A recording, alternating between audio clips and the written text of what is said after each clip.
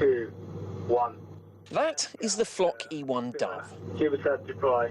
a geomapping satellite launched from the International Space Station last year and designed in Chris Boshuizen's garage. A small spacecraft that can take pictures like this. The founder of Planet Labs has come to the right summit.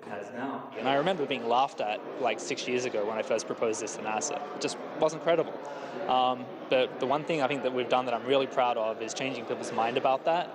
And a lot of people, space entrepreneurs and government agencies and countries that don't have space programs now see the Planet Labs example and know that if they want space and they want to do something in space, it's not prohibitive and it is something that they can actually do. There's never been a gathering quite like this in Europe, but there's now a boom in space entrepreneurs, many, it seems, following Boshuizen's path. There's no launch pad, there's no tower, there's no... The Sea Serpent, for example, a low-cost, reusable, water-launching rocket, and the tiny T- Dart. That's, of course, a drawback, because the payload that you can carry has to be small as well. But as you can see here, nowadays, it's not so much of a problem anymore.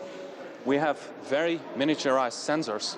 We have a GPS receiver that's just this size. Launch setup time, 30 minutes.